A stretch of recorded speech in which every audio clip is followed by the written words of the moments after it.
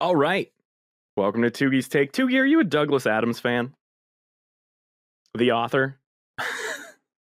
The Hitchhiker's Guide to the Galaxy, his most famous work, probably. I read 5 minutes of that book and watched 10 minutes of the film. Oh, I really loved that film. With Mos Def was in that movie.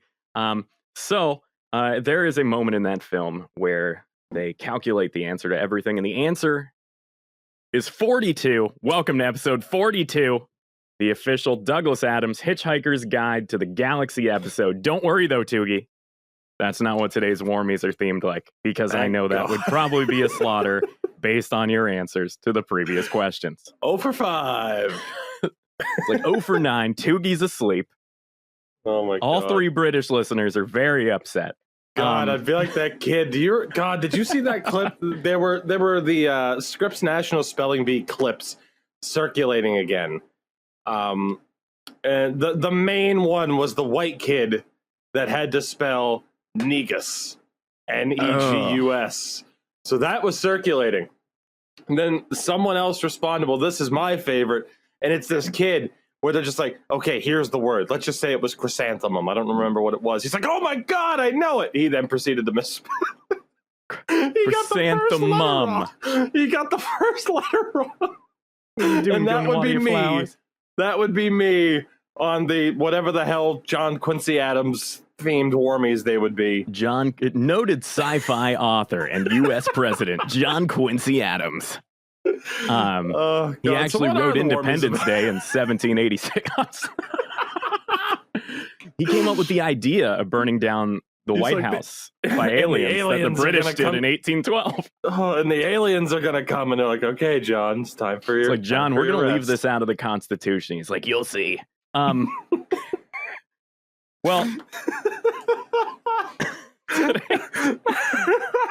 It's off the rails. It's the summer. And a black man who's a rapper and a TV star is going to pilot this alien spaceship and like, okay, John, let's go to bed. He'll be from West Philadelphia. Oh my God. It all comes together. No, Jazzy Jeff's not going to be in the movie, Jefferson. This might be more ridiculous already than the Home Improvement War. Well, let's bring it back to something absurd. Today's Warmies is going to start with a man named Albie Hecht. Albie Hecht went on to become president of Nickelodeon. He could not dunk a basketball. He called it his biggest fantasy in life, and his one regret. He was a short white man.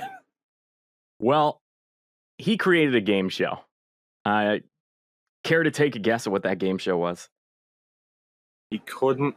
Oh, slam ball. Unfortunately, no. That was a real sport for a few years. Now it's a fake sport. Trampoline basketball, baby. The sport of the future. He invented guts, which is why most guts contests involve a bungee cord and jumping, is because he wanted kids to be able to dunk a basketball so they wouldn't grow up like he did with one huge regret. That is legitimately the story of how guts was invented. And the more I think about it, the funnier it gets. Like, it's just a man with a dream who did good for everybody else. I respect that. It's like, as he flushed another $100 bill down the toilet, he realized his only problem in life was that he never dunked a basketball. So here's something I think's pretty amazing about guts. So guts is the theme of today's Warmies. It's been brought up several times. It, in my opinion, is one of the greatest game shows ever invented because it's a show that consists entirely of fake sports that are made up on the fly. And if there's one thing I love in this world, it's fake sports. One of these days, I'll talk about the rules of American curling, which is my favorite fake sport I've ever invented. But so, on the show Guts, right, we had a lot of kid and teenage contestants. So this is kind of a difficult question, but I feel like it needs to be said just for the relevancy of all questions going forward. So Anna, the Roadrunner Morris, she let this slip in an interview after her appearance on Guts.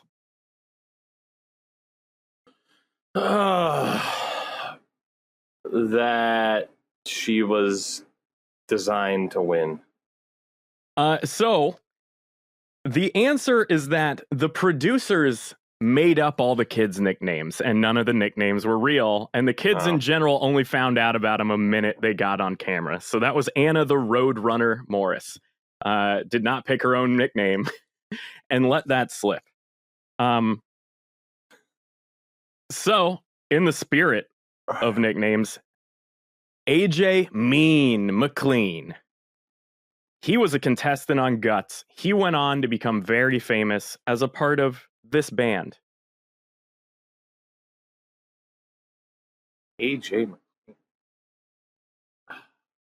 God. I mean, I'm leaning towards, I can't remember.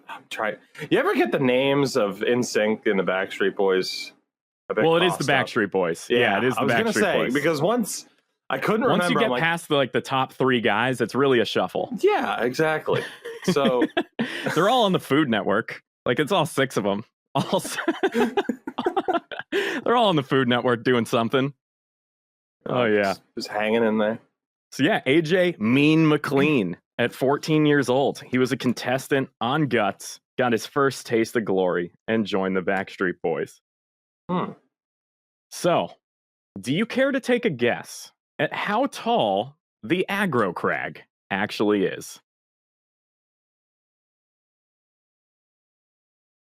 Can I get a hint of, is it smaller or larger than you'd think? It's smaller than I thought it was, but I also... Yeah, it's definitely smaller than you would think. Because I'm leaning like 25, 30 feet. Yeah, that's correct. It's 28 feet, which is, like when you're a kid, you're like, oh man, those kids are going to fall off and die. Like, how is this going to happen? Like, how did they get a mountain in this building? I think that's really interesting. Also, the aggro crag was apparently, the original building of it took a month and a half. And that's because they designed it to break down into 12 little sections that they could just roll backstage and then like slime up the place with Double Dare or some shit. Good old Double Dare. So, this is a great question. Once the series was converted in 1997 from Guts to Global Guts, because they realized that fake sports are an international phenomenon, like soccer, it's huge. So not real. Once the series went global, Nickelodeon had an issue, right? So they have the series, it's taped, and they have to sell that tape to other countries. It's not like they went other places. So they had to coax the audience into doing this. Oh, I'm gonna guess it's either chanting for the other countries or like singing the national anthem for the other countries, or you're correct. They had to coax the audience and coach, not just coax, but coach the audience on how to properly cheer for the away teams. And it actually went so far that they got the Olympic guidelines so they wouldn't accidentally offend a country with the wrong hand signals. Jesus. Like, there's some countries where, like, I mean, apparently United States now, but a OK symbol doesn't mean the same thing. Or, like, there's a lot of places in the world where a thumbs up is the same as flipping a bird. Yeah. And so they had to coach large sections of the audience on who to root for, like it was medieval times, only instead of the Red Knight, it's like, congratulations, you're in the Portugal section. And they're like, we're here on vacation. This is Universal Studios. So I thought that was really funny. And then they would replace Mo and Mike O'Malley with a host that wasn't in the arena, and then like cut to the audience as if the host was really there with like local hosts. I don't know. I got to find some episodes. I just love that. It's like, okay, you're Portuguese now. It's like, you with the thumbs up. Get out of here. No, we said no. Here's your chicken peri-peri. They're just like handing out shirts that have been washed once. They're like gross, like the vests you would wear for dodgeball or whatever in PE. It's just like, there's the Portuguese flag. Like, I don't know. So here we go. The final question. And this is a more recent piece of news. So you might know this. I remember hearing about this, but I didn't know the specifics of it. So in 2009, a piece of the aggro crag, which as you'll remember is the trophy for winning Guts, came up on eBay. How much did that piece of aggro crag sell for? I will accept a range as an answer, like I have with the other ones. God. Keep in mind, this was 2009, and everything had just crashed. So, like, it's not like today. I would guess, like, I don't know, 16 grand. Like, that's probably sitting in Musk's office. Oh, I was thinking 50,000 as my low end. Oh, okay. Yeah, no, yeah. I was actually, when I saw this, I was like, that seems affordable, which is probably not a thought I should have had. I don't know, like $4,000. It was actually $1,449. I would have The contestant sold this for in 2009. It was hard times. I'm sure he kicks himself every day. He basically had a first edition Charizard of a rock. Mm-hmm. And what's really funny, though, is the winning bidder was asked to describe it once they got it. And apparently it's kind of like a lamp with a pull string, which I think is really funny that there's like just a pull string in the back where you can be like, let's light up the aggro crag. Like, so yeah. Oh my God. I don't know. And so I guess like the most recent thing I found on Guts is I didn't really know how to turn this into a trivia question without it being super obscure, because I feel like when I try to do these filled with fun facts, that's a line I have to walk. But the Brooklyn Cyclones were a minor league baseball team, and they did a Guts throwback night where their jerseys were Guts uniforms, like with all the bright colors and the knee pads and stuff. Mm-hmm. And the fans got a tiny collectible piece of the aggro crag and a Capri Sun on entrance.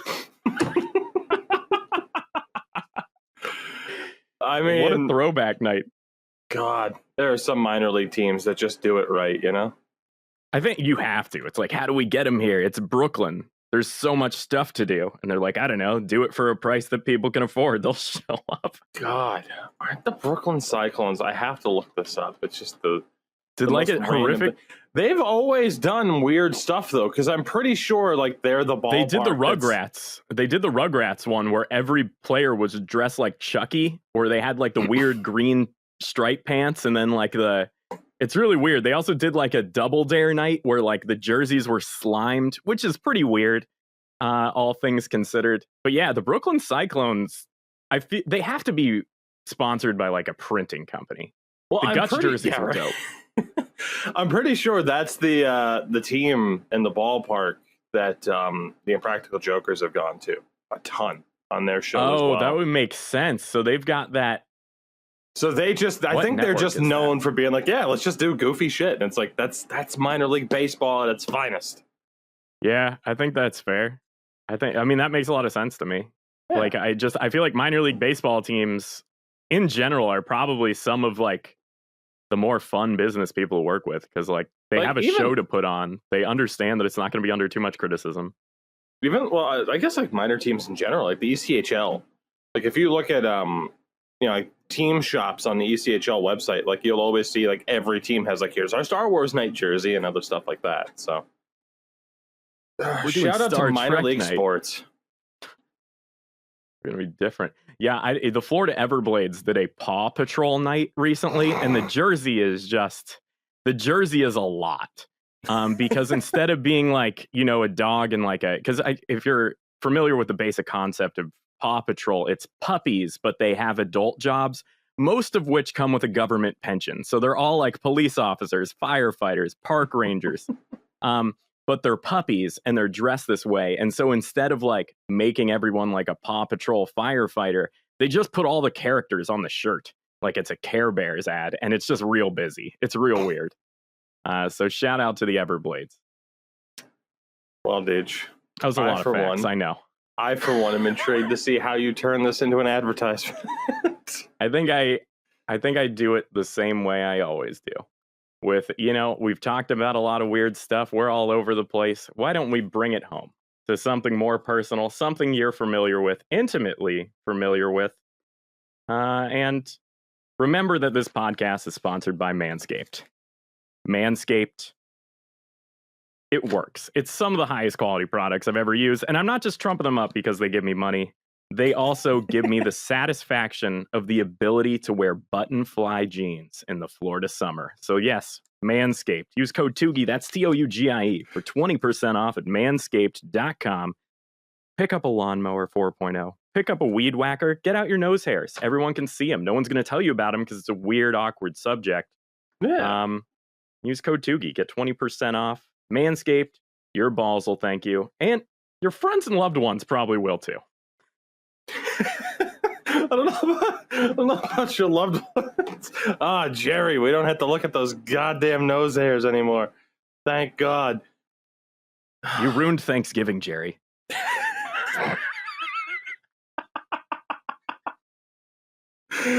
Oh, to the intro. This is the intro now.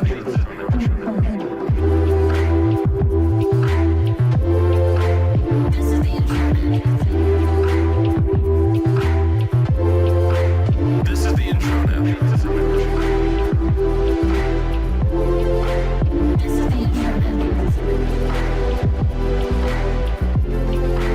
This is the intro now.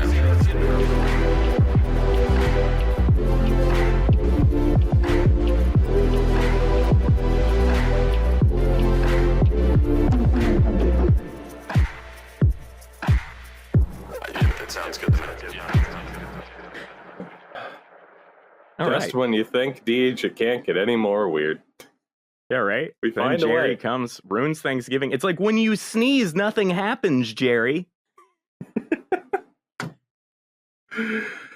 Oh, goodness. All right, let's get this show back on track if it was ever on track, shall we? And let's talk about some of the viewer questions that we have Yeah. today. Because, Deej, today's show is just, hey, here's 1,000 different topics. What do you think? Because there's not a ton to focus on necessarily. We'll start off with this question from @BigD_Haley. Unhappy NBA. I know, it's a great name. Fantastic handle for someone from Dallas, I'm sure. Oh, God. Unhappy NBA stars has to be traded every offseason, it seems, while still being under long-term contracts. What NHL star could you see doing this? Eichel situation aside, I can't help but think that this comes from the news of Damian Lillard officially asking for a trade from the Portland Trail Blazers, which, again, is just the... I can't call it the slow death of basketball because, obviously, like, hey, Suns, Bucks, like, it's not like they're super teams. They're basically homegrown teams for the most part. But... you know, it's still the idea of in the NBA, it's like, stars play with other stars, and that's how it works. But in terms of the question of what NHL star could we see being like, hey, I want out? You know, not the not the easiest question to answer. I mean, if we judge stardom off of how much somebody is paid, right?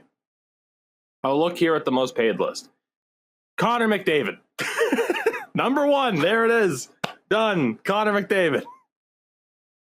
But, I mean, aside from that, like, Erik Karlsson, is he going to ask for a trade? Drew Doughty. You know, Sergei Bobrovsky is the 12th highest paid player in the league. That'd be amazing.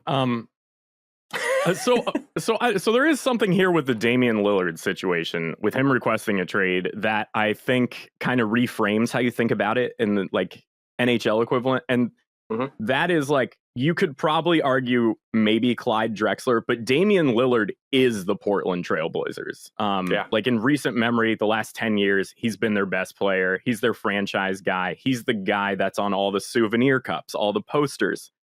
And so for him to request a trade is absolutely devastating to this franchise and to the fan base. And I think, like, the Eichel trade, obviously very similar. But, you know, that one we already mentioned. That aside, so who is a player that could request the trade and devastate a franchise?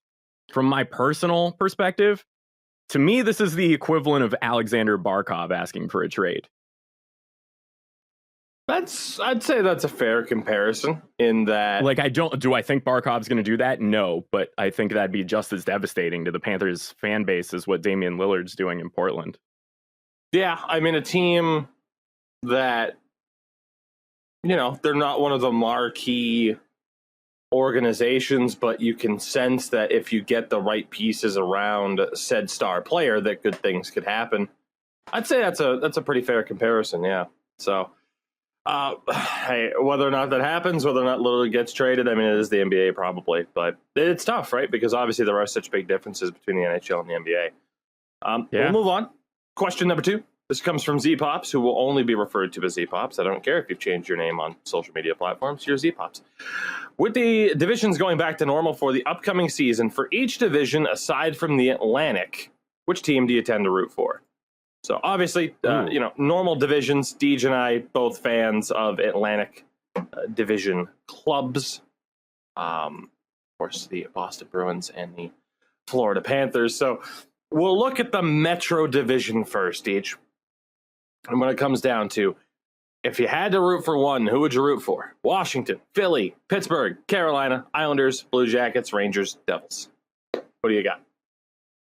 It's a good question. So it's no secret that I'm a Sidney Crosby fan. So I feel like Pittsburgh is my easy answer. I've always been a Washington fan on and off, but after they got the cup, for whatever reason, they just weren't as fun to root for, and Pittsburgh hasn't had that effect for me. That said, my sister lived in Philadelphia for a very long time, and I have a lot of Philadelphia gear, a lot of Flyers stuff, and I like to see them not suck. So I'd say it's either Pens or Flyers, even though that sounds like absolute heresy if you live in the state of Pennsylvania. Right. For me, it's a little bit tough because I think obviously, right, the opinions changed over the past little bit. Where I look at a team like Carolina and that fan base, and I'm like, okay, really good fan base. That'd be cool to see them be successful. But also, they have won before. Same for the New York Islanders. Love what the fan base is. Love what the culture around the team is right now. They have won before. Rangers, obviously, a very young, exciting team. And I've mentioned before, I had a really good friend that passed away. She was a gigantic Rangers fan. So there's always kind of a soft spot for the Rangers now.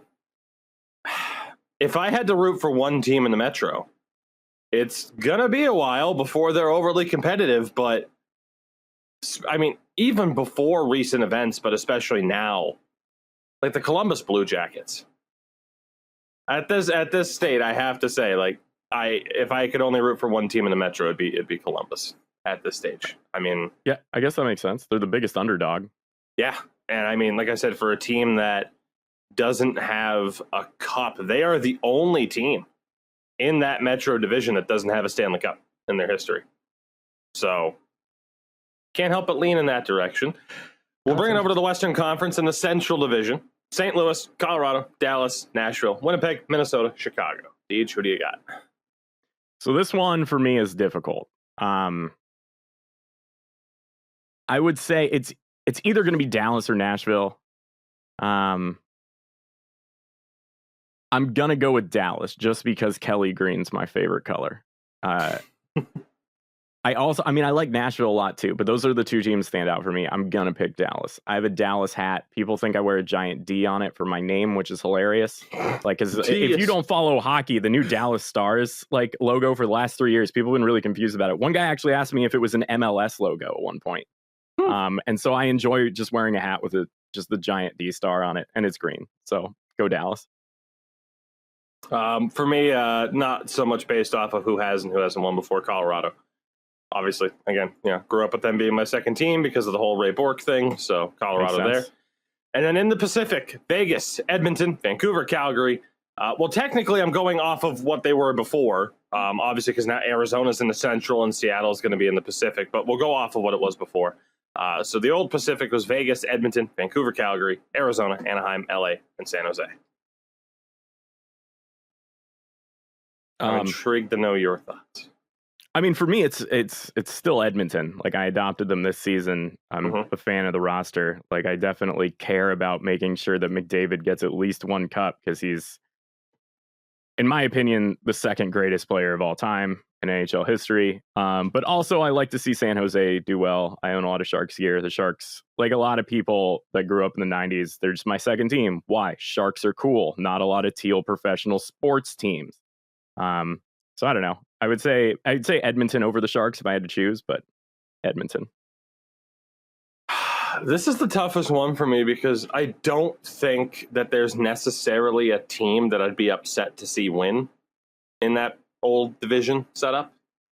I I mean, if I were to rule out certain teams who had won before, obviously 2 out of 3 California teams are out.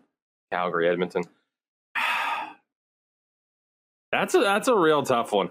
I have always had a soft spot for, really all 3 California teams. Like you said, it's just... Yeah, they know how to party. Yeah. I don't know. This is the toughest division for me to pick just one team. If I could only root for one team, and what was the old Pacific? And we're not factoring in Seattle right now because, hey, we don't know who's on the team. And they suck. They're the worst. Oh, Vegas. Going Vegas. I'm sorry. Trendy. I'm sorry, Sin. And no sleeps. Very trendy. Next question. This one's from @random_hockey. Do the Bruins try to sign someone like Ryan Suter? I think they need someone like that right now. So, Deej, obviously, we had talked about potential landing spots for Ryan Suter in the last show once we were very fortunate to have the news of the buyout pop up before our show started. I will mention this. I don't know for sure whether or not that's the direction the Bruins are going. And I'll say, too, someone like Alex Edler, it's been announced that he's going to go to free agency, and that's a pretty big change, and the Bruins were linked to Alex Edler for years and years at trade deadlines. Do the Bruins look at bringing in a veteran defender? I don't know. Last year, obviously, the big departure of Zdeno Chara was, for the express reason of getting a look at some of their younger defensemen to see what they had at the NHL level. Now that they know what they have at the NHL level, maybe now they are more likely to say, okay, Jeremy Lauzon, you won the job. Congratulations. Especially, too, because we could talk about it now, too, if we wanted to, maybe a little bit later. But, you lose Kevin Miller. And, yeah, maybe now is the time that they do look to bring in a Ryan Suter on a cheap deal, look to bring in an Alex Edler on a cheap deal. I don't disagree that veteran presence wouldn't be the worst thing in the world. My only thought is, if you were to ask me, who would you want, Ryan Suter or Alex Edler? You know who I want? I want Zdeno Chara. He's a UFA. If they're going to bring in a veteran like that to help shore up the second or third pairing, I want Zdeno Chara back. Sorry, but I do. So I wouldn't be opposed. I wouldn't be opposed to seeing Ryan Suter as a Bruin. I think that'd be great. But Deej, you raised the question, and I guess we could turn this into the Bruins corner. It's been rumored that Taylor Hall is going to re-sign in Boston. That's been out there for a little bit. And in terms of how things are going, what the money total will be, it's still kind of up in the air, but certainly not as much as we thought Taylor Hall might settle for a 4 or 5 year deal, a few years ago.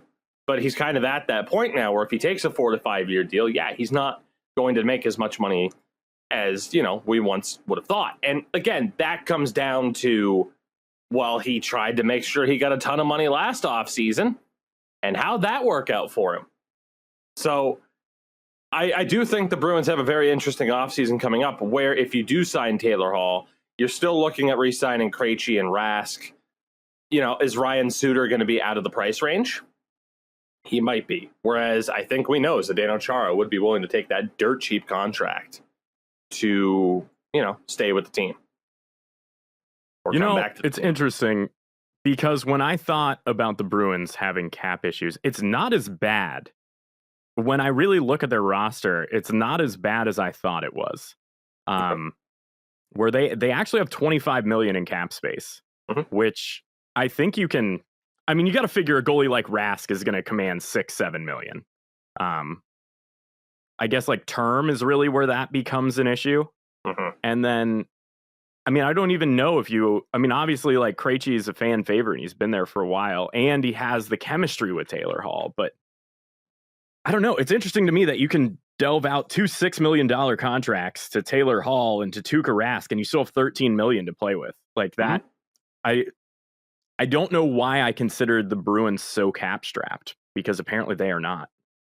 Because you would think that Bergeron, Marchand, and Pasternak would get paid like they should be getting paid, or instead all three are on very, very team friendly deals. Yeah. Yeah, I don't know. Yeah, I think it's got to be. I still think Suter ends up with the Blackhawks. I didn't mention this last show, but Suter's uncle played for the Blackhawks when he was a kid, and they needed defensemen to presumably pair with Seth Jones. So I don't know, but I think Suter slots in there quite well if Chara doesn't retire.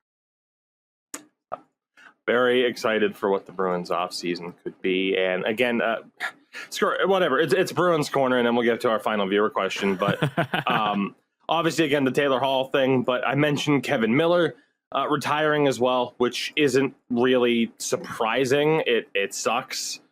I highly touted Kevin Miller for, he was the type of defenseman that is hyped up by your grandfather. In that he was that prototypical defensive defenseman, very rough physical style, willing to fight, as Tage Thompson found out this season.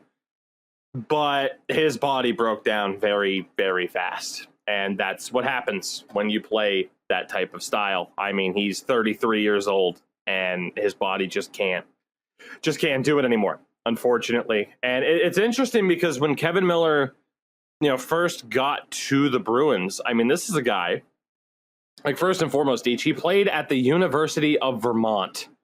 Not exactly, known for this incredible. I mean, there are some damn good players that have come out of the University of Vermont, but it's not this, it's not this incredible lineage.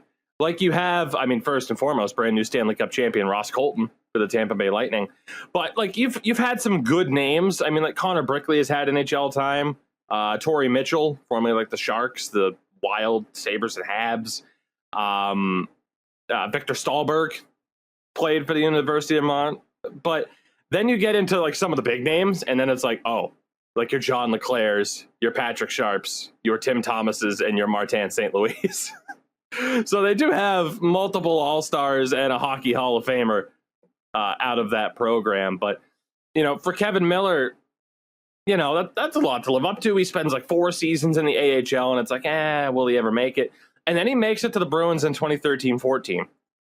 And that's like in the aftermath of them going forward against Chicago, and they had to strip down the team a little bit. And there was a time where Kevin Miller was on the top pair with Zdeno Chara. And the vast majority of the fan base, it was one of the most interesting splits I've ever seen, because he did play that rough physical style. And that's right around the time, again, that the Bruins are starting to have to pick pieces apart. It wouldn't be too long after that Milan Lucic was traded. And, of course, Nathan Horton was off the team at that time. So that idea, and Johnny Boychuk had just been traded to the Islanders. So that idea of that physical identity was starting to be lost a little bit. But Kevin Miller kept it going. On the flip side, he did not belong playing 20 minutes a night next to Zdeno Chara, and half the fan base wanted to fire him out of a cannon. So then once you get him into that second pair, third pair role, and he's playing that style, it was just such a better fit. And when healthy, again, I think he was a really good third pair, defensive PK specialist that could play that physical style that, really did make you tough to play against in the playoffs. But like I said, the injuries rang up. And, between 2013 and this past season, the most games he ever played in a season was 71. He only played 70 games in a season once.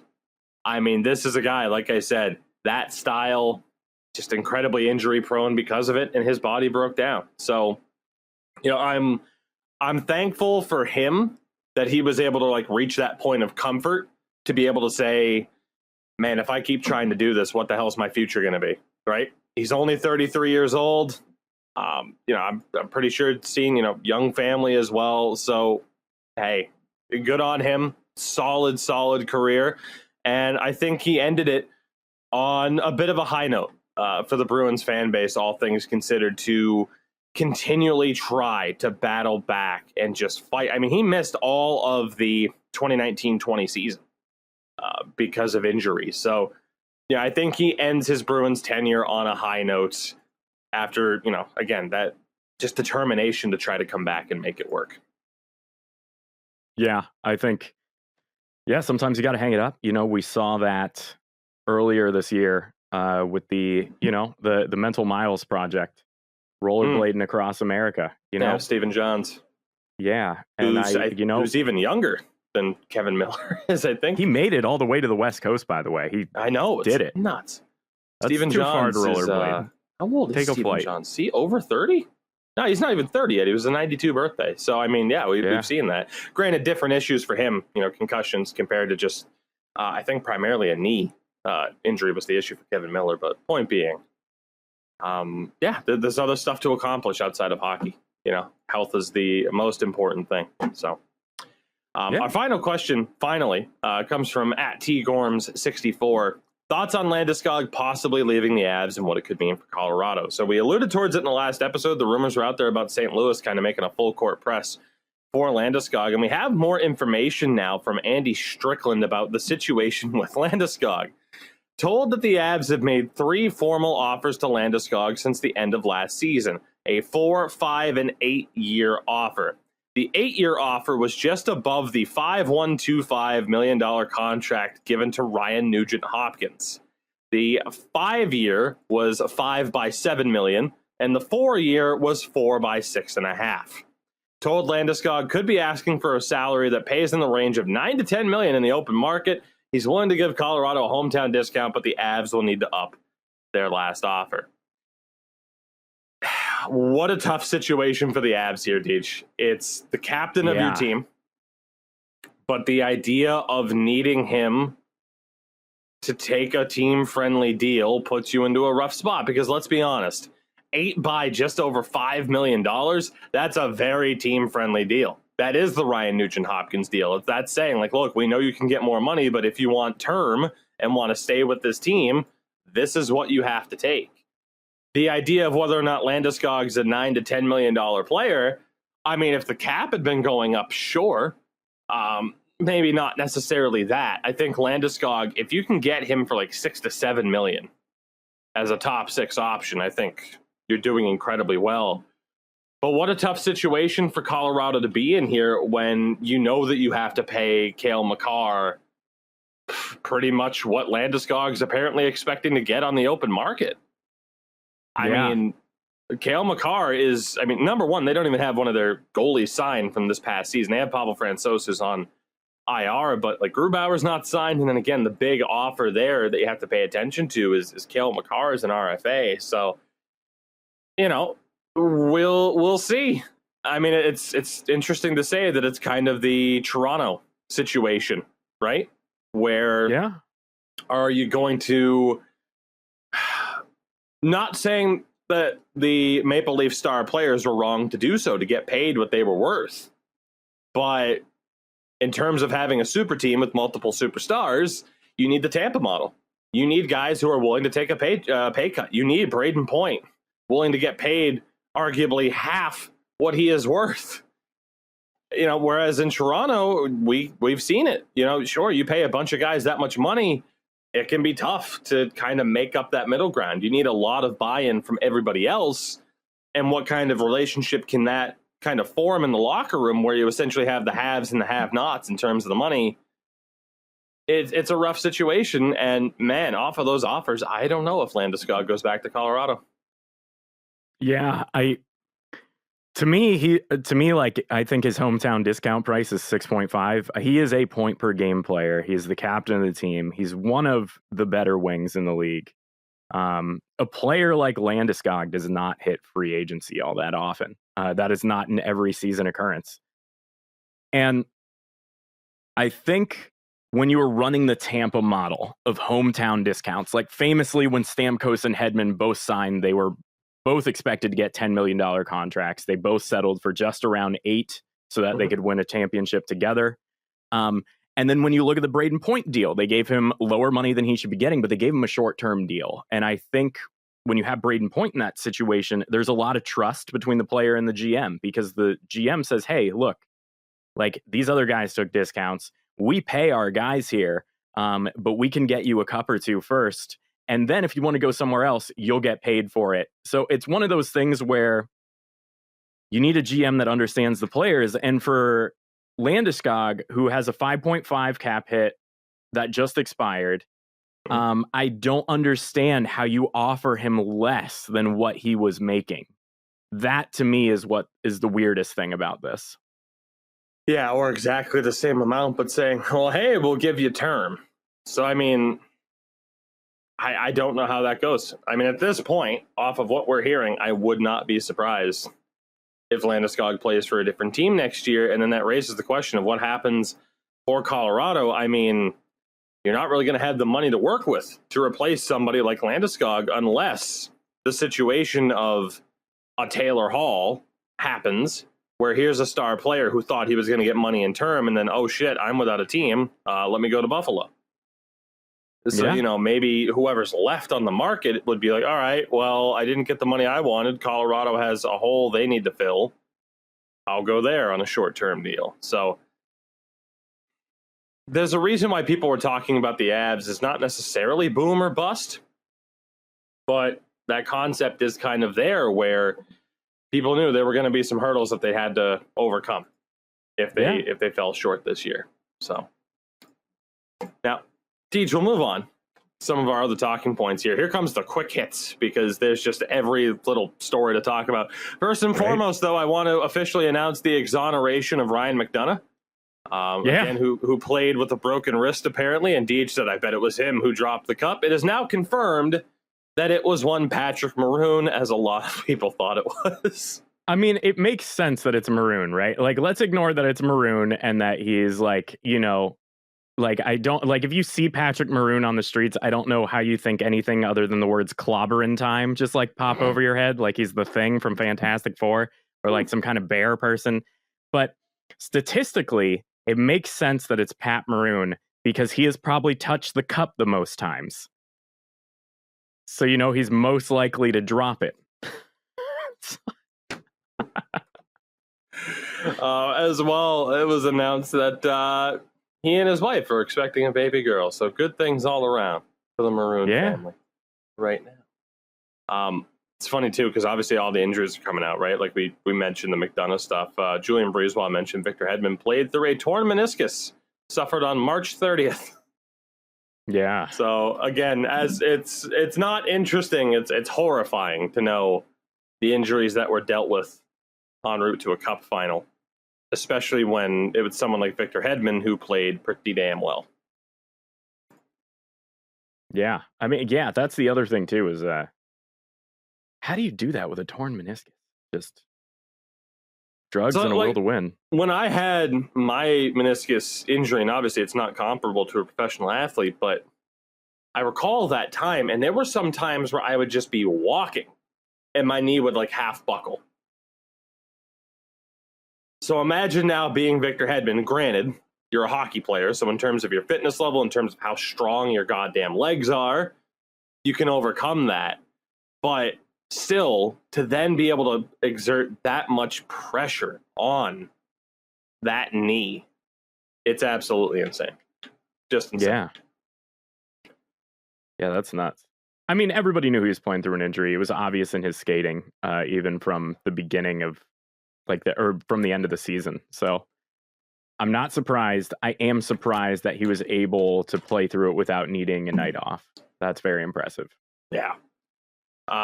We kind of mentioned this in the last show, but we didn't say it officially. Dom Ducharme is now the 31st head coach, as expected, of the Montreal Canadiens. They also brought back assistant Luke Richardson on a 3-year deal.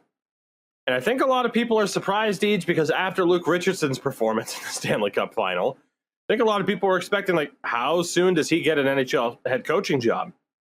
In your opinion, does he make it to the end of that 3-year deal before he gets a head coaching job? I mean, I think it depends on that could be go ahead. With a different team, or if Dom Ducharme gets fired, does he take over as head coach of that team? Yeah, so I think that's the first interesting thing. I think you're able to put more confidence in Ducharme knowing that you have Luke Richardson right there to take control of the defensive game. And also, if Ducharme really screws something up, there's just right behind him, hey, we've got this guy that's basically the next Barry Trotz, you know, where he can coach this team to play better than they are and have a shutdown game. And then seeing how he stepped up when Ducharme tested positive for COVID. I think him becoming a head coach depends on, one, if Ducharme gets fired, and two, how good of friends him and Ducharme are. Because if he's good friends and he likes coaching with Ducharme, like even 2 years in, I think he would take the 3 years, play through it, and then on the open market, go become a head coach somewhere. That said, NHL head coach, that's not an offer that comes up every day. We'll move on here as well. Again, we're just going to breeze through these talking points here. There's just a bunch of little stories, and we'll see where the conversation goes. Deej, this is one that you pointed out, though. We've talked a lot about analytics on this show and certain models as ways to, I guess, kind of quantify someone's ability on the ice, someone's value. And we've talked a lot before about JFresh and the information and where it's coming from, and we've talked about top-down hockey as a primary Patrick source Bacon of that. And you've mentioned before that his background is more in NBA, basketball analytics. Yeah, but there's a model out now that looks at prospects, whether it be already drafted prospects or players in the upcoming draft. And do you notice something interesting about Florida Panthers first-round pick Anton Lundell? So this is interesting. So the actual rankings came out, and I guess Lundell is second. Basically, Patrick Bacon, so he's a sports actuary. I know he uses like square-based regressions, and I couldn't tell you exactly how he arrives at these numbers. So basically, he ran regressions on the 2020 draft, and the stats he came up with were the projected chance of a player becoming a star player and the projected chance of that player becoming an NHLer. Now, this is for the entire 2020 draft. So, like, players like Cole Caulfield were also included in this. So, like, Cole Caulfield, for instance, had a 20% chance of becoming a star and a 56% chance of becoming an NHLer, with the caveat of that being a regular every game NHLer. Obviously, he played very well in the playoffs, is likely a star for Montreal, and going to be a regular NHLer. So, number one was Tim Stutzel, with a 94% chance of becoming a star and a 100% chance of becoming a regular NHLer. Among players out of the NHL, Anton Lundell, who was picked 12th as an overager by the Florida Panthers, is sitting at a 100% chance of becoming an NHLer and a 90% chance of becoming an elite star player. With Patrick Bacon adding, Anton Lundell is one of the very best hockey prospects in the entire world. And what's interesting is Lundell and Spencer Knight are tied at 2 and 3 in these rankings. So obviously very exciting time for a Florida Panthers fan like myself. It's interesting, right? Just in terms of, I guess, how many people would look at that and just be like, oh, well, sorry, model doesn't have this person as number one, so invalid. Yeah, Two right? Panthers prospects in the top 3. I don't believe it. Yeah. It's interesting, though. I mean, again, it's a resource. It's not definitive, obviously. But like you said, promising. Very, very promising for the Cats. Yeah, it's he gets more into how he used the stats, but it's interesting to go back and look at these draft plus 1 years, looking at the prospect rankings. It's especially interesting to see. Obviously, this is for another show and not for today, but he ran these numbers on the 2021 draft prospects that have not been drafted yet. And the results to me were incredibly interesting, with Owen Powers not even in the top 10. And these are different numbers than the ones you may have seen Jay Fresh put out, where he put his prospect rankings. This is just based on probability of becoming a full-time NHLer and probability of becoming a star. So it's pretty fascinating. Well, I have no better segue than to say, speaking of fascinating, there was another story that you wanted to add to our run sheet here that I read the headline for but did not read into. So I'm just going to say this, and I'm going to let you go. Alex Ovechkin, PhD. So Dr. Ovechkin. So this is really, really fascinating in that he is defending his dissertation. I don't know how familiar anybody listening is with how having a PhD goes, but basically you present your thesis, your dissertation several times. Eventually, the people helping guide you and you're learning from, they give you an okay that you're allowed to defend it. And then you basically have a public defense where you present your findings, where, you know, your findings have been reviewed several times over. All the reviewers are like, this is accurate information. We're okay with you presenting this to people and putting our stamp on it. And then once you successfully defend, you get your title, whether it's a master's degree or a PhD. Ovechkin is about to defend. So he's about to finish his PhD and become Dr. Ovechkin. It's not like he's pursuing one. He is working on this as we speak. Ovechkin's PhD is fascinating. So basically, it is on tactics of hockey with a comparison in the training tactics of American and Russian professional teams. He is getting a PhD in this. Now, what does that mean for the future? Well, there's been talks of him starting a hockey academy in Moscow near the Dynamo facilities.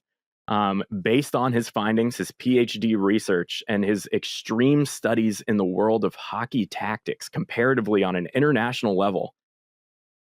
What the fuck? I saw this guy swimming in a fountain.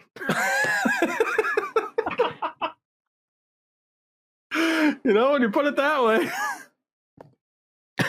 Oh my God. So you said, hey, don't even read the article. Just let me explain. I got nothing. I got nothing for that. This is one of the most bizarre sports stories I think we've ever seen. He's gonna create some like elite Russian institution, and then they're just gonna dominate us in every gold medal ever in history. He knows all of our tactics. This was Putin's endgame. This is why he forced those Olympians to breed and create Ovechkin. Like, it's all coming to fruition. It's obvious now. Hashtag number 8 truthers. The number 8 truthers be the great 8 truthers. Great 8 truthers. Yeah. Well, that's the name of the episode. Decided. Join our Facebook group. Great 8 truthers. The truth is out there. Oh God, that's incredible. Like, how do we move on from that, Deej? We should have saved that for the end. I don't know. It seems like in comparison now, all hockey news is trivial. Yeah. As we've entered a Cold War and they stole all of our secrets. Well, we'll try to move on as best we can. I'm going to struggle personally to try to move on from that, because how do you possibly... Well, it's the realization of our future as a hockey nation has you know, crumbled before our very eyes. God. All right. Can always retire from the K and go home and play in the N for a few years. I, for one, welcome our new KHL overlords. Right? The Gagarin Cup #1. The Gagarin Cup dented by... Can you imagine how good Ovi's son is going to be? My God. Especially on KHL ice. We'll move on to some signings talk here, because I can't transition off of this. I just can't. Florida signs Anthony Duclair for a 3x3, a move that will have no bearing on the coming tide of our Russian overlords. So has Russia taken over by the time Duclair's contract is up? That's the real question. You'll notice none of these players that were signed this week were Russian. So Florida made some signings. Right in front of our eyes, Deej. I'll try and land this plane. It's not going to work. But Florida made some signings. Duclair with a 3x3. Forsling with a 2.6x3, which is an absolute steal. He was playing first pairing minutes alongside Mackenzie Weegar after Ekblad went down. Both those signings are phenomenal for Florida. Both are great deals. Glad to see Duclair get a long-term home. But if you read into this a little, if you're signing RFAs a few days before the expansion draft, that means there's a deal with Seattle in place. And Seattle has already made their selection for Florida. And that rumor has leaked. It looks like the first member, or the second member of the Seattle Kraken, joining Luke Henman on the ice, is one Chris Driedger. Really? There is a deal in place to send his rights over and have that count as the selection. That is the rumor all over Twitter. So that's huge news. That's huge news for Florida, who I thought for sure were going to lose one of their two marquee defensemen in Forsling or Gudis, or one of their impact third liners like Vetrano or Achari. So right on. I mean, all things considered, it's not that bad, because I think everyone expected, especially once Spencer Knight got ice time in the playoffs, that, okay, Driedger's gone. Yeah, absolutely. So, it would make sense, and honestly, I think it's a good pickup for Seattle. I mean, you look at how well Chris Driedger's played, like that is the goaltender that you take the risk on, as opposed to pretty much anybody else in the league. I mean, again, Dee just talked about how good Chris Driedger's been, limited sample size over the past few years. I mean, that seems to be the pickup, definitely for Seattle. And I mean, especially too in the aftermath, that was one of our other talking points. It's confirmed, and Deej mentioned this on the last show that he had already sold his house. But Keith Yandle has been bought out by the Panthers. They never asked him to waive his no movement clause for the expansion draft. It just looks like they all wanted a change. And I can't really say that I blame them at all. It just, I mean, as Deej can kind of attest to, it was a little bit rocky there, even at the start of this past season. So the idea that Yandle moves on, gets, free reign to sign wherever he wants, is a solid enough move. Now, in terms of the buyout, it's going to affect the Panthers for 4 years. Most importantly, next year. Now, this upcoming season, he's $2.3 million on the books, alongside the nearly $1.2 million of Scott Darling. And they're still paying Roberto Luongo, or at least this will be the final year of Luongo affecting the cap at about $1.1 million. So, you're looking at almost $5 million worth of dead cap for the Cats. But then next year is the big problem. So Luongo's deal is off the books for 22-23. Darling is on the last year of being on the books, again, at $1.2 million. But Yandle goes from 2.3 to 5.3 against the cap. That is a little bit scary, given that at the end of next year, that is when Sasha Barkov's deal is up. Yeah, so this is what's really interesting, and I am excited to see some clarification on this, because there are a lot of conflicting sources on this Keith Yandle contract, where obviously the reason the contract goes up is because of his signing bonus. Like that's what's being prorated.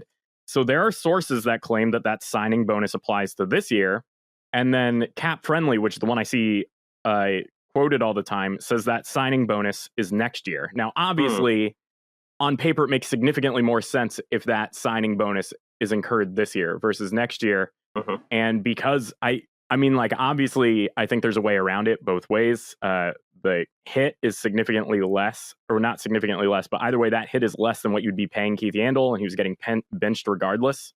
So I don't know. I would love to see some breakdown of this contract where there's an actual citing on the signing bonus, because it's going to occur this year or next year, but nobody's 100% sure when it is. So I don't know. To me, that's fascinating. So fully expect Keith Yandle to sign somewhere. I mean, as a useful, third pair power play specialist, absolutely still has use in the league at 34 years old. The problem is Florida was paying him over $6 million. So he'll find a new home, rest assured. I won't be surprised if he ends up being a Boston Bruin. He's from Boston. And that idea of Keith Yandle being brought in on a dirt cheap deal for, third pair power play duties would not surprise me in the slightest. If Chris Driedger's gone, again, wouldn't surprise me. And the idea of them bringing back Gustav Forsling, not surprising either. As Deej said, he was playing first pair minutes. And if you look at some of the metrics here from this past season, phenomenal stuff. So, I mean, Gustav Forsling's a name where it's like, oh, he's bounced around the league a little bit. How good is he? But it looks like he's finally found a home in Florida. And like Deej mentioned too, with Duclair, it's good to see him get a little bit of stability. Probably going to want to see him play a little bit better in some ways, but still a pretty good signing for them.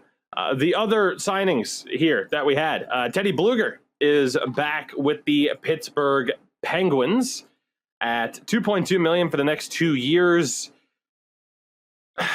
I mean, as a third line PK specialist, $2.2 million for 2 years is pretty good. And that's what Teddy Bluger is. Like, he is a fantastic penalty kill option for the Pittsburgh Penguins. So I personally don't hate this deal at all for them.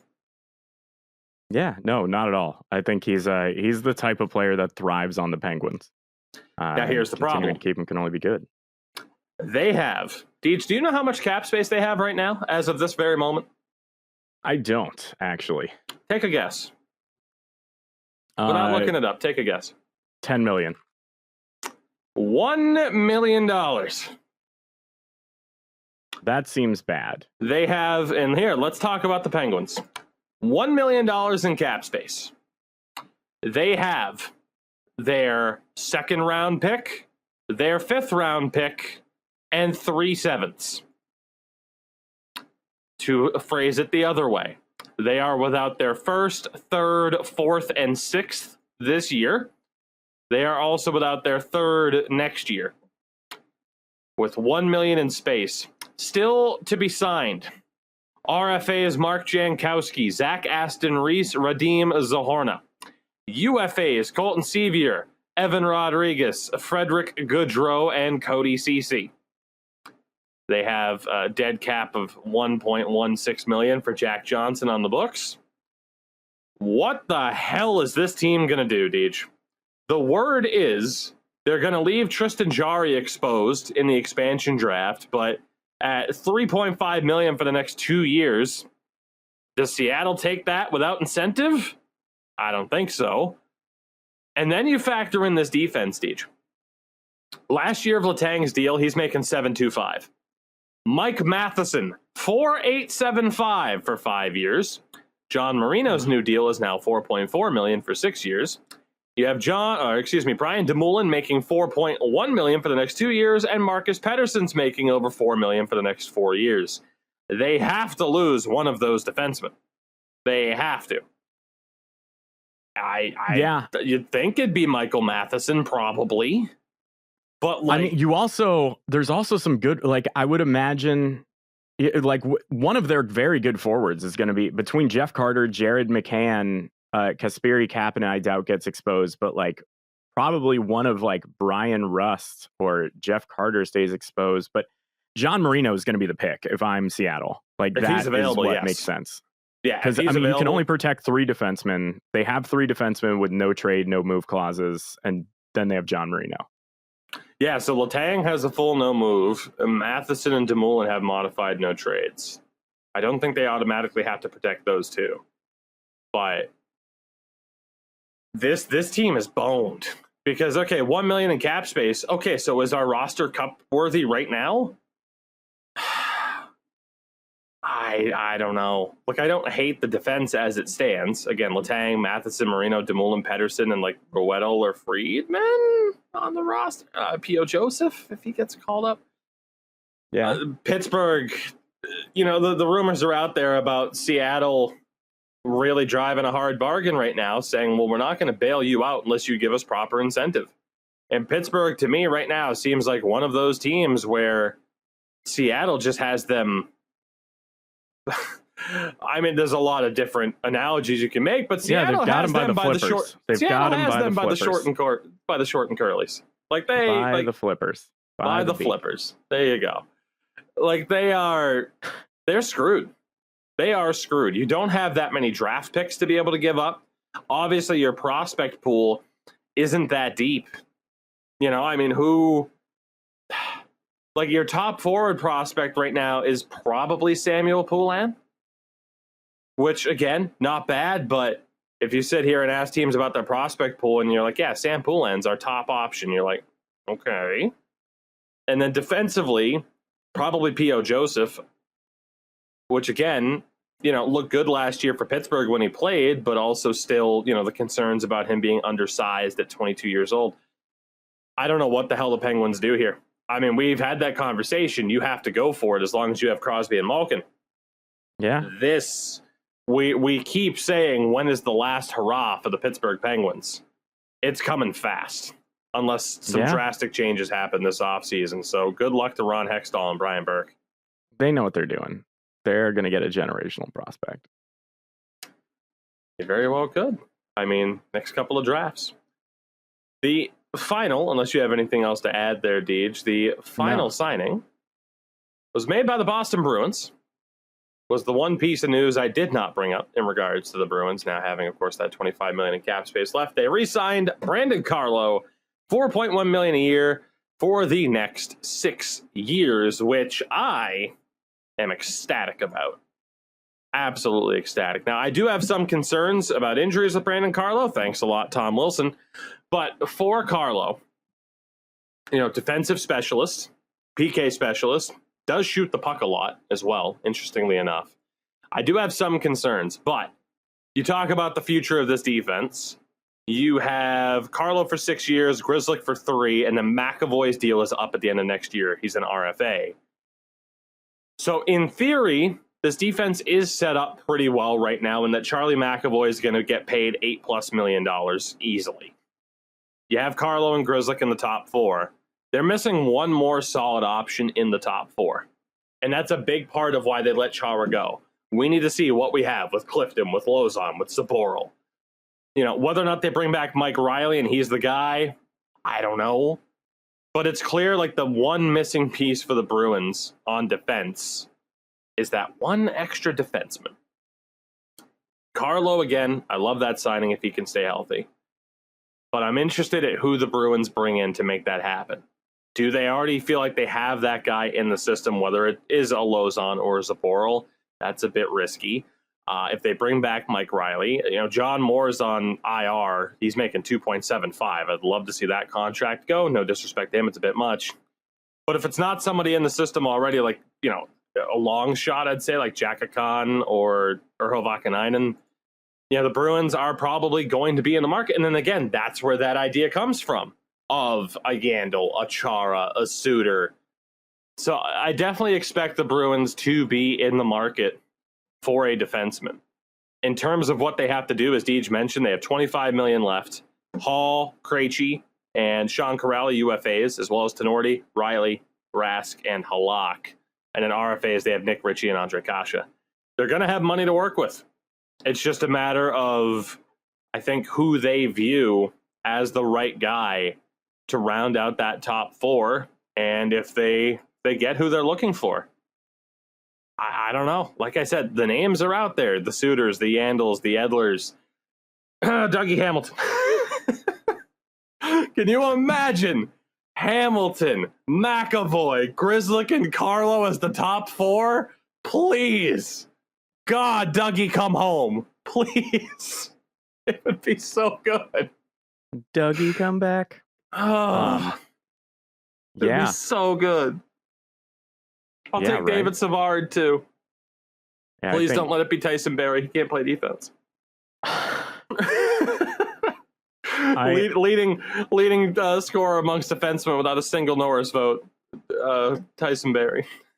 I mean, can Mayflower reenactors and duck boats compete with the Smithsonian? And I think the answer is no. I think Dougie Hamilton's a Washington Capital. Montreal seems to be around there a lot for Dougie, but hey. Too much culture, just rumors, not enough history. Rumors and hearsay.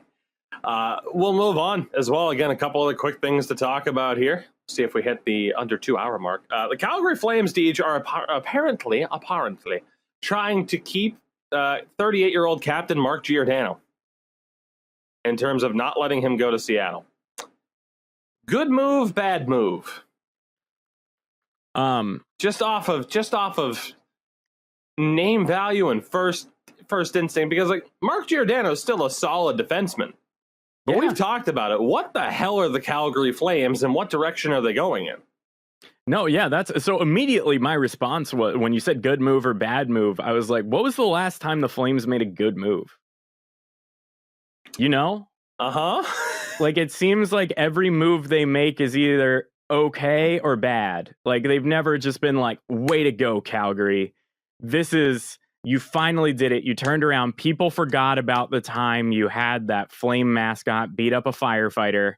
Even though you deleted it off YouTube, people remember that's why your mascot's a Dalmatian or whatever now, and not a Flame that beats up firemen. So I think, I mean, I wouldn't be surprised no matter what happens here because Calgary doesn't have a plan. I think that you nailed it on the head. What is Calgary doing? They don't have a plan right now. Nobody knows what they're trying to do. They're shuffling all their players around. Their core doesn't work. I mean, they need to rebuild and they just don't want to. There's a word for this that I'm looking for where you just accept a truth. And for some reason, my brain's like kick a pickle into the doorknob, which isn't even a saying, but we're going to call it that. They just don't want to kick a pickle into the doorknob. And they need to. They need to real bad. They need to line that thing up and hit it between those brackets. So I don't know what you do here if you're Calgary. You need to let go of Mark Giordano. You need to rebuild. You kick the pickle. So I can't really add to that, but to explain their situation, they have almost $14 million in cap space. They have their first, second, and 2/3 this year. They actually have the Oilers' third. Next year as well, a first, 2 seconds, 2/3, because they have Florida's second-round pick next year, thanks to Sam Bennett. So they have some draft picks to work with. They have cap space to work with. In terms of RFAs, Dylan Dubé, Glenn Godden, Oliver Sheelington, Yusuf Alamaki. UFAs, Buddy Robinson, Josh Levo, Derek Ryan, Michael Stone, Nikita Nestorov, Louis Domingue. There's nobody there that's going to cost them a ton of money. Like, they are going to have the ability, if they care to make a play in free agency. But you look at that roster, and, you know, someone might argue, like, oh, the last good move they made was getting Chris Tanev. Sure, but you're adding Chris Tanev, who still has some gas in the tank, to this roster where it's like, what even, where, how, what are you even going to do? So they really do just need to pick a direction. You know, Kachuk's an RFA after this upcoming season. Goodrow's a UFA. Mangiapane's an RFA at the end of this upcoming season. Gio's a UFA. You need to decide what the hell you are.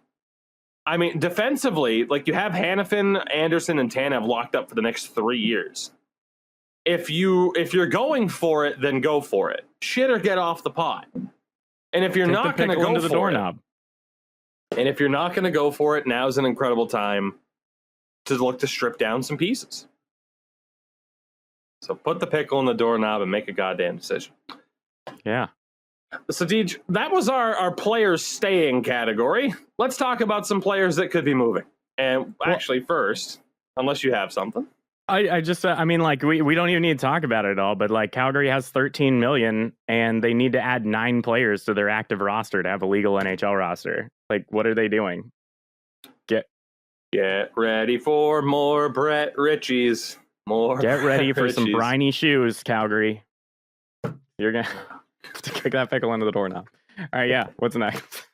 The Ryan Graves trade went down yesterday. Colorado sends Graves to New Jersey for forward Mikhail Maltsev and a 2021 second-round pick. So, Deej, we'll talk about what this means for the Colorado Avalanche first and foremost. They do lose Ryan Graves, who, you know, maybe not the best postseason in the world, maybe not even the best season in the world compared to what they thought he could be. He's still a solid defense-first defensive option, but the thought was they were likely to lose him in the expansion draft. You know, out of all the defensemen that they have on roster, Girard, Taves, I don't know if they would have had to protect Bowen Byram, but then obviously like Cale Makar is around too, who wouldn't have had to be protected. But bottom line is, you were probably going to leave him available.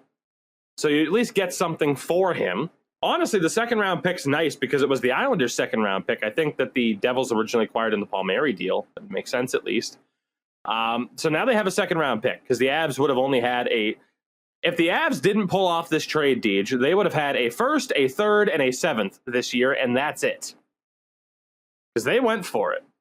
So now they have a first, second, third, and seventh, which is nice.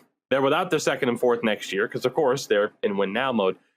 But for the Avs, it does get them a little bit more maneuverability, right? We talked about that cap situation, clearing almost $3.2 million off the books for Ryan Graves. That's pretty helpful. You know, again, $26 million. You have to figure out what's going on with Landeskog and Saad. Belmar's apparently already confirmed to be on the outs. And then, obviously, Grubauer is a UFA. Makar as an RFA. So they needed to shed a little bit more cap, and they did. It's a good move for Colorado. I think they got a better return than maybe could have even been expected, given that they were handcuffed in this situation. Yeah. I mean, obviously, there's a little bit of upside here. They acquire a Russian hockey player. It's interesting to me to see teams make deals around Seattle instead of dealing directly with Seattle, because that's not really a dimension you see speculated on at all. I still think Ryan Graves becomes better every year that he's in the NHL, and I think there's stats to support that. And so this is a great pickup for the Devils. I think the Devils theoretically win this trade. Colorado wins purely based on the circumstances around the trade, not the direct value of what they received. I can agree with that. And for New Jersey, then, like you mentioned, I mean, yeah, he gave up Mikhail Maltsev, who 23 years old. We still don't really know what he's going to be. A lot of Devils fans like, that kind of sucks. You know, he could have been something decent in the bottom six still. You give up that draft pick, but for the Devils, I mean, you could afford to do it. You have 2 first-round picks, your third, a fourth. You're good, right? Like, you can give up a second because you have the Islanders' first-round pick. You're okay. And you add to your roster. It makes it interesting for what they're going to do in terms of who's going to be left available in the expansion draft, because you have Subban, Severson, Butcher, Graves, Siegenthaler. So the expectations now, PK Subban will probably be left available at $9 million, 1 year left on his deal. A lot of people think, $9 million, you probably don't take PK Subban. If I'm the Seattle Kraken, PK Subban's 32 years old. I don't hate the idea of Seattle bringing in PK Subban, even if it is to just help sell jerseys. Like, in terms of a marketable player, like, is PK Subban the same star player he was before injury troubles? No. But in terms of a marketable face, bringing in PK Subban, even if he does, I mean, look, this could be PK's last year in the NHL. You know, it's not unheard of. Physical defenseman who retires at age 33. Kevin Miller just happened. This could be PK Subban's last year in the NHL if he decides, look, the injuries aren't worth it, and I got a sweet gig waiting for me at ESPN. You know, this could be it for PK. And I think, you know, maybe not who you want long-term for Seattle, but if you're not going to be as good as Vegas was, and we have no way of knowing that, still, the idea of bringing in a really marketable face, it might not be the worst option in the world. So for New Jersey, like I said, it gives them more options in the expansion draft. Ryan Graves will be a decent piece of that defense moving forward, even though that defense is far from set in stone.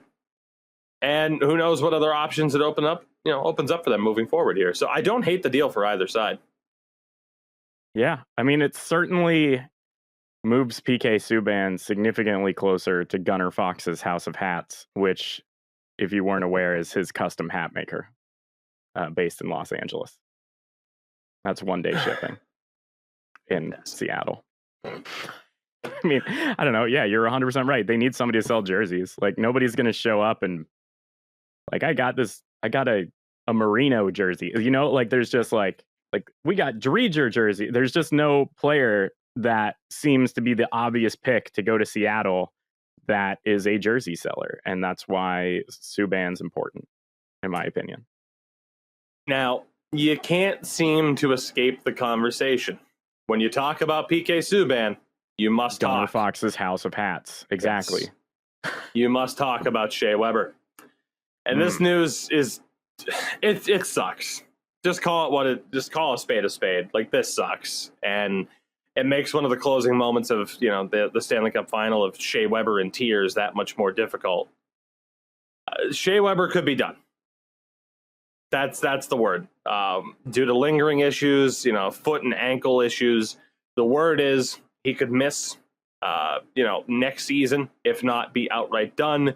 Montreal is looking at not protecting him in the expansion draft as a result.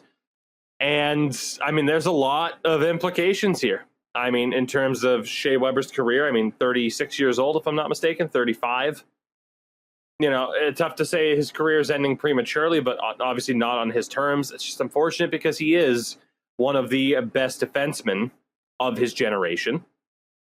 You can get into the debate of Hockey Hall of Famer if you want. Unfortunately, as we've had that discussion, lack of hardware can affect certain players in that regard. But again, just to see one of the better defensemen of his generation potentially having his career end this way, as a human story first, before even talking about cap implications, it would just suck to know that Shea Weber's done. Yeah, I got to agree. Obviously, whether he's done or not, he's going to miss this whole upcoming year. That said, it's interesting when people, because I keep seeing this argument brought up that when Shea Weber, they mention the lack of hardware. So I think it's important to note that he doesn't exactly have a huge lack of hardware. So he actually has 7 All-Star selections, 2 first NHL All-Star selections, 2 gold medals from the Olympics, a gold at the World Championships, a gold at the World Cup. He won gold at World Juniors. So really, he's missing won one. Everything but the cup. And and that's the problem. He made it to the finals. People value that so goddamn much, especially in the Hall of Fame. Like, we've had that conversation about, will this player make the Hall of Fame? And, obviously it comes up a little bit more when talking about goaltenders, but there are people who will, I would say Shea Weber is a Hockey Hall of Fame caliber defenseman. There are some people, hardest shot winner 4 years or for 4 years alone. Like, I think that's notable in an index of hockey history. Like, even if he sucked, they would still be part of the Hall of Fame because of that notable fun fact. But there are people who will hold it against him that he wasn't on a cup winning team, as, light of an argument as that is. Yeah, I don't know. I think that's people who have not won cups get into the Hockey Hall of Fame. The Hockey Hall of Fame is not exclusively for cup winners. And I think that Shea Weber might be the closest player, in terms of overall resume without a cup. To me, 2 names stick out, and that's Roberto Luongo and Shea Weber. I'm very intrigued in the next 10 years to see who gets in and who doesn't. Yeah, absolutely. That said, in terms of the implications, comes from Puckpedia. If Shea Weber were to retire instead of going on LTIR this summer, with 5 years left on his deal, and Preds fans knew this was a possibility, because this has been discussed for a while, and this was the issue with keeping Shea Weber instead of letting him go to Philadelphia when they offer sheeted him.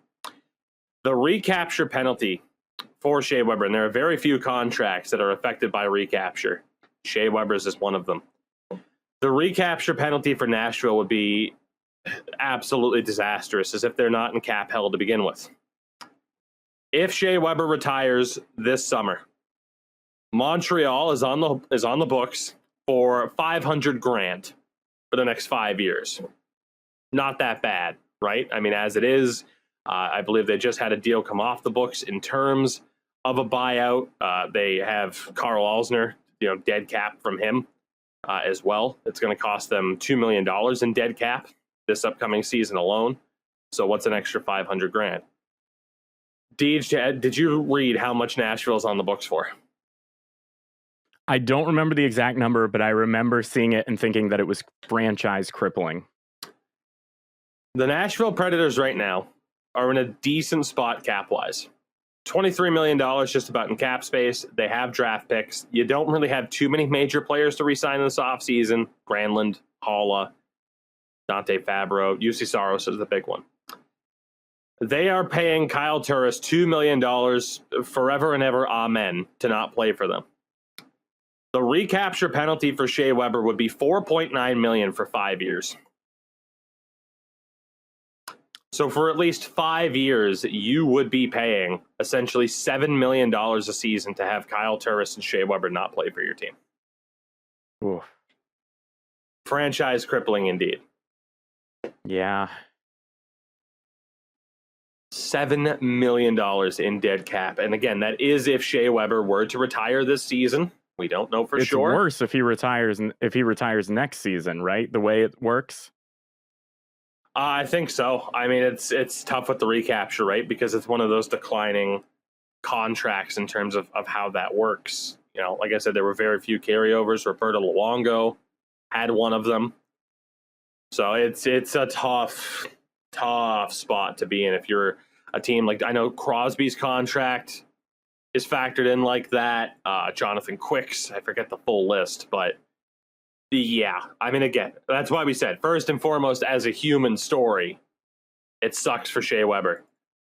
God help the Nashville Predators if he ends up retiring. Like, that team, if you didn't think they were already kind of boned now, they would be completely boned. Yeah, absolutely. And so as a result, Nashville, the rumor is that they might leave Matt Duchene left unprotected in the expansion draft. Matt Duchene, currently making $8 million a year for the next 5 years. How do you view that for Matt Duchene? Is it just Nashville saying, well, shit, he's not going to get claimed anyway? We might as well just, leave him unprotected and protect somebody else? Or do you think Seattle says, hey, it's Matt Duchene. We need to take up some cap space to hit the cap floor, depending on other moves. And I mean, Matt Duchene is an interesting player because once upon a time you hear, yeah, we could take Matt Duchene, absolutely. But I'm sorry, for me, I don't take Matt Duchene unless the Nashville Predators are also like, hey, here's Ellie Tolvanen and Dante Fabro with them. Like, there's just no way. I think, the Matt Duchene's contract is horrific. That said, Matt Duchene down the stretch didn't look too bad. That's true. He's only 30. It's not like he's entirely washed up. At one point, he was one of the fastest skaters in the NHL. There were a few years with Colorado where he was among the league's best centers, from 2009 to 2012, I would say. He was regarded extremely highly. And then, he continued to show flashes of that up until he got traded to the Blue Jackets. And I don't know, it's really only been the last 3 years, seemingly, that Duchene has not been elite. Or at least very good. Maybe elite's the wrong word. So, I don't know. If you're Seattle, I have a feeling that you are not going to have that strong of a team coming out of this expansion draft. Obviously, that remains to be seen.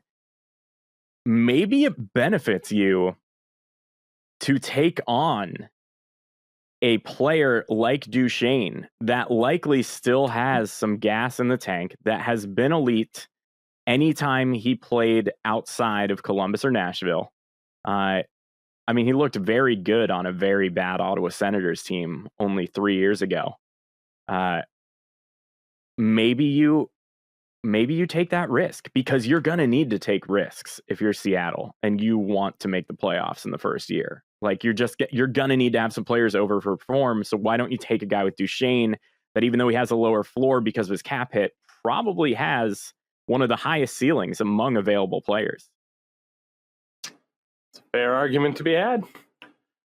Now, in terms of players who are apparently going to be available that shouldn't be, this comes from Russ Joy. Segment needs its own theme song.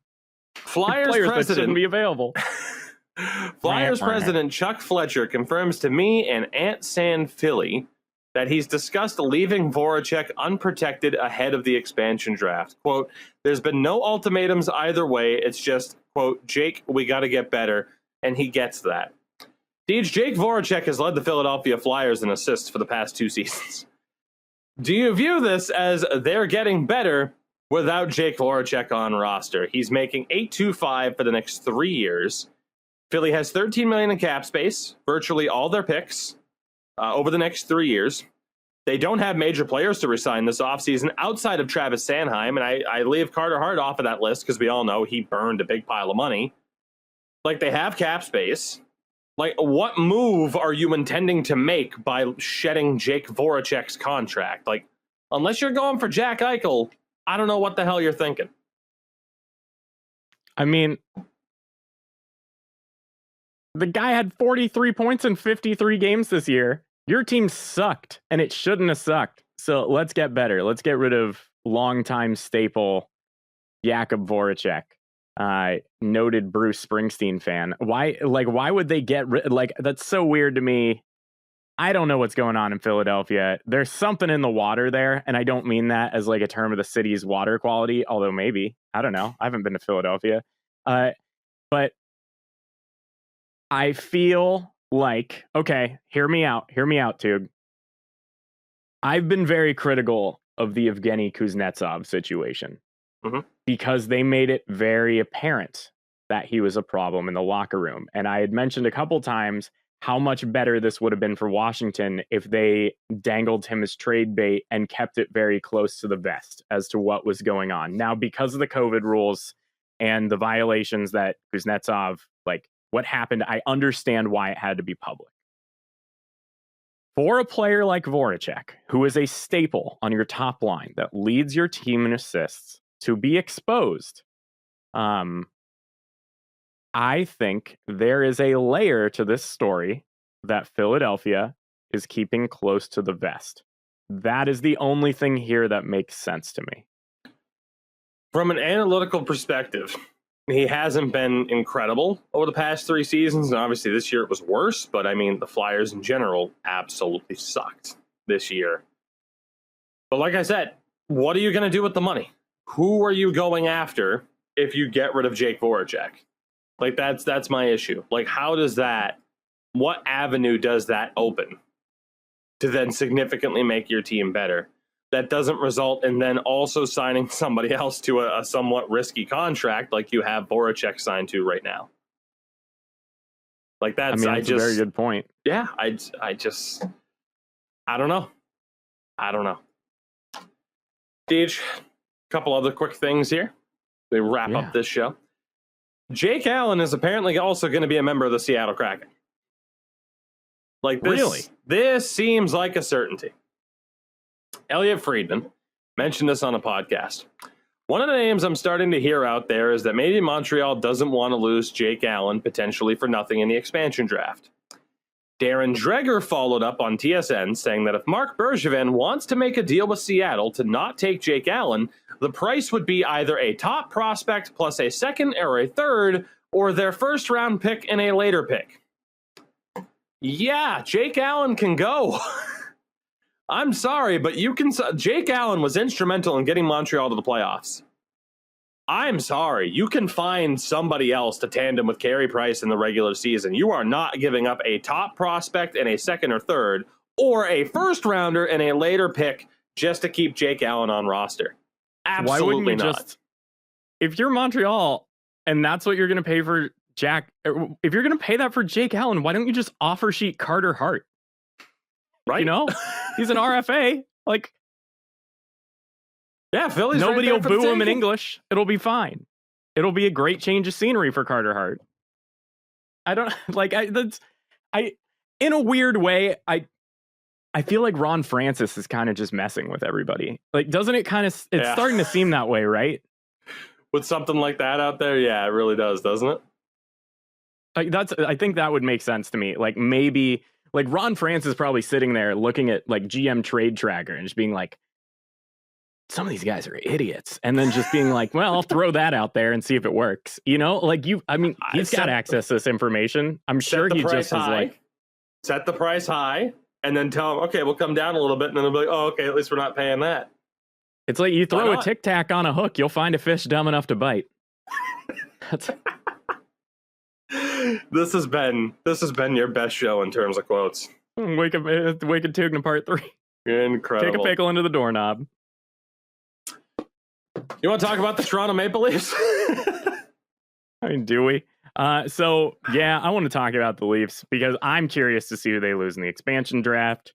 I think it's very interesting that they're going to lose Zach Hyman, who to me is a player that they can afford to lose him because they overpaid him in the first place. Like, I think he's very good.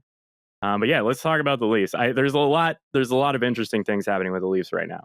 So Zach Hyman is the main talking point here. Barring a drastic change in expectations, he will be going elsewhere. Absolutely. I think he's gone. He's number one. He's been allowed to talk to other teams. Man, like the expectations for Zach Hyman to make anywhere between 5 and 6. The asking price for him is apparently higher, as well as looking for term. I mean, sure. St. Louis is rumored.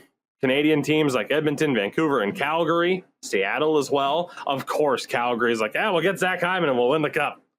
Edmonton, too, for that matter.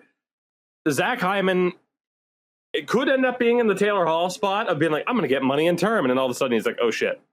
That market's not what I thought it was going to be. But there's really good earning potential for Zach Hyman right now. We'll see what happens. But, Deej, the feeling is that, like, yeah, Zach Hyman is a really good player. But the feeling is that somebody is about to do something that they might end up regretting, considering he's 28 years old, and he plays a rather physical style. Like, right now, I'd take Zach Hyman. I don't think there's any team in the league that wouldn't be improved by Zach Hyman being in their top 6. But yeah, it's a risky contract. And obviously the Leafs can't afford it. I mean, Hyman's one of those guys that can play. And what I mean is he's not a play driver, but he probably has one of the highest hockey IQs in the league amongst players that don't necessarily bring an elite skill set, but he's able to process the game so fast that, I mean, that's why you see him on lines with superstars. That's why he's rumored to go to Edmonton. There aren't a lot of players that can do that, where they just hit all the fundamentals correctly, regularly. And maybe because there aren't a lot of players, I know I said like maybe he's been overpaid, maybe he's not. I think that's because I can't think of a lot of other players like that, where they just do everything right. Like, he's like, in a weird way, he is like the Nick Lidstrom of wings. With, like, obviously he's not like the all-time great Hall of Famer of wingers that Nick Lidstrom is, but like, do you understand the comparison I'm trying to make? The all-around game, yeah. Yeah, it's weird. There's not a lot of players like that, so maybe he's worth it. Maybe if you're Toronto, you figure it out. But obviously, your current lineup isn't working. So I'm intrigued to see where he goes. Also mentioned was that while Zach Hyman's being allowed to talk to other teams, Freddie Anderson's not. So we might see Freddie Anderson back in Toronto as the backup. Which... That is a bad move. That's real bad. Listen, Kyle. Here's what you're going to want to do. You're going to look down at the floor. Remember that cucumber you dropped? You're going to want to punt that thing straight to the doorknob. Mm-hmm. Get rid of Freddie Anderson. He has done nothing but disappoint Leafs fans and crush my fantasy season 3 years in a row. Is Jack Campbell made of glass? What are you doing? Like, you know? Well, maybe here's the thing. So it's been mentioned that Freddie Anderson hasn't been given permission to talk to the teams. But Frank Saravalli mentioned that Darcy Kemper is now a target, the primary target for both the Leafs and the Avalanche. So are you trying to work out a deal with Freddie? And if not, you're going after Darcy Kemper to be the tandem with Jack Campbell? It seems like the Leafs have, a lot of different stokes in the fire here. And I'm sure, like, on one hand, that's promising for Leafs fans to say, okay, well, they're going to figure something out. But on the other, it's like, oh, God, what direction are we going here? Gosh. Is there any GM in the league as confusing as Kyle Dubas right now? Under more pressure than Kyle Dubas right now. Right. It's a spot. It's a spot to be in. And it's funny because, changing the subject here from Toronto, Frank Saravalli also mentioned in that same article that the Arizona Coyotes are apparently going to have an internal cap of around $65 million next year.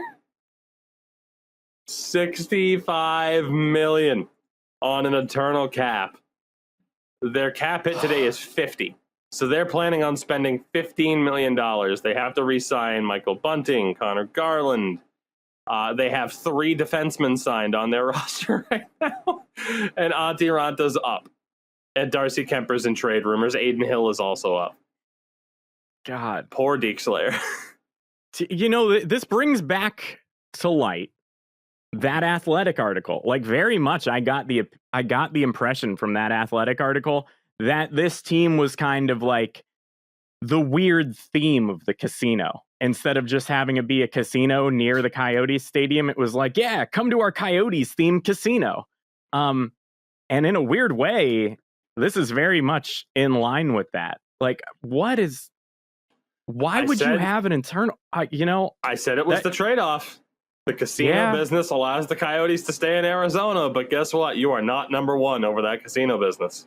Monkey's paw curls. Be careful what you wish for, guys. To end the show, Deej, let's play a game. It's a quick game. Let's talk about players waiving their no movement clauses and whether or not they are going to be claimed or unclaimed. Obviously, these 3, you would almost expect that it's them doing their team a favor. But is there an argument for Seattle to take them? The first name on this list who has waived his no movement clause, Jeff Skinner. Claimed or unclaimed? Unclaimed. And I did that because he's a boat anchor. That's why I made that noise. $9 million a season. And honestly, the analytics don't really save him. Obviously, this past season was tragic for him in terms of goal scoring rates. It's a rough time. It's a rough time for Jeff Skinner right now. So yeah, for Buffalo, this is a move that allows them to protect somebody else. Who the hell are you going to protect? If anything, Seattle should pay you to not have to take a player. Where's the lie? Who are you going to take? They have 3 defensemen signed right now. No goalies. Like, what do you got? We'll take Cody Eakin. Much like in the last expansion draft, Cody Eakin's going to get claimed again. Like, what the fuck? Like, what are you, how? How are you possibly going to take anybody from the Buffalo Sabres? Like MTV Cribs, Cody Eakin. It's like, oh, this is my apartment. It's like, I never know when I'm going to leave. Just get traded constantly. He just lives in an RV. He's like, yeah, I'm just prepared to travel the country at all times. You know, it just makes sense. He did have the mullet, so. He did. He is from Winnipeg. That accent was incorrect. So, yeah, I guess. Winnipeg. I mean, the Alabama. You end up cutting your North. pick from Buffalo, right? Like, that's just what's going to end up happening. Like, you end up drafting more than a roster. They're going to take somebody like, I'm looking at like who's in the minors for them. They're going to take someone like Brandon Biro. Just to be like, fuck it, just whatever. Have fun in the minors. Second name on this list from the Colorado Avalanche, Erik Johnson. Huh. That Erik is Johnson. an interesting. That's interesting. He's had injury troubles. Ended the season on IR. $6 million for the next 2 years at 33 years old for the former number 1 overall pick.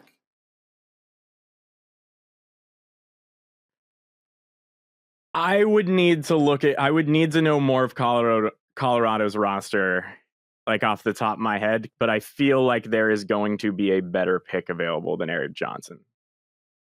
You would think so, unless they've worked out a deal. Erik Johnson has not played. So here are his last 3 seasons. 18-19, 80 games. 19-20, 59 games. 2021, 4 games. Well, I mean, how many games were in the 1920 season? Wasn't it only like a 59-game season? Yeah, I believe he played the full season, yeah. So really, his injury struggle... yeah, I think you leave Erik alone. He's 32. He's got a racehorse. Like, just leave him Yeah, he's 33. Old man Johnson. Yeah, I don't think you take him. Unless think you there's work out a deal with the Avs, right? Yeah, I think the Avs would need to send you something sweet. And the last one here, the most interesting of them all. Ben Bishop has agreed to waive his no movement clause for the Dallas Stars. So this is fast. So I saw this news and I was really confused by it. So my first thought was, I mean, obviously, like I named Anton Khudobin Tony Kudos, a nickname that's stuck and is now resounding in popularity across the internet. And I understand how good Anton Khudobin is. I understand why, like, I mean, obviously, in my opinion, I think the whole Dreger to Seattle deal was part of Khudobin getting protected. But I mean, I know Ben Bishop's 33, but you can't tell me he's not one of the best goalies in the NHL unless this knee surgery was like horrifically botched. When healthy, Ben Bishop has been phenomenal. But that is the question. How healthy is he? He's 34, $5 million a season for the next 2 years. And if the rumors are right about Jake Allen being a target, Chris Dreger being a target, does Ben Bishop fit? I mean, are the doors low?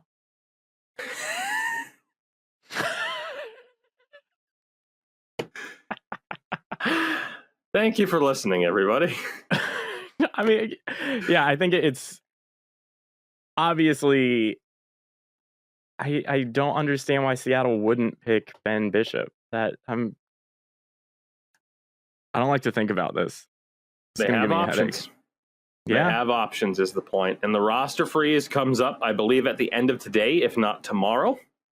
So we are very, very close, obviously, to finding out exactly how this is going to happen. The next episode of this show will be our expansion draft preview. Yeah. As we will have the full protected list. We'll know exactly who is available. And Deej and I, again, will go team by team and build our teams for who we think is going to be taken. It's next week. It's right here. Like the expansion draft. It's time. It's absolutely insane. And clearly, there are still so many questions in regards to what the hell is going to happen. Yeah. Yeah. I've had a whole day to think about this Ben Bishop thing. It's just not getting any better for me. In terms of my ability to rationalize it. So I'm looking forward to our next show. I'm looking forward to seeing all these rosters get a little trim. You know who else can get a little trim? That's right, you, our listener at home. If you use code Tougie, that's right, TOUGIE, 6 letters, 20%. Take a little off the bill at manscaped.com. Manscaped, your balls will thank you.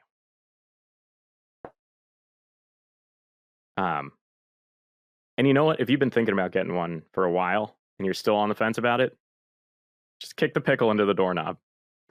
Do it. It's a thing now. Anything to add, Tougie? You look befuddled. You look like I looked like when I read about the Ben Bishop waiving his no movement clause. So, like Vlasic? For our next sponsorship? Oh. Because then there's the hockey tie-in with the Sharks. I mean, there's so many different pickle companies. We could even do like, I pitched this a couple times and it never seems to go over well, but I think like GMO companies need to be more aggressive with their advertising. So they can just be like, GMO pickles, they're huge. So maybe we go there. But yeah, Vlasic, maybe give us a call. And we'll kick you into a doorknob. Big crunch.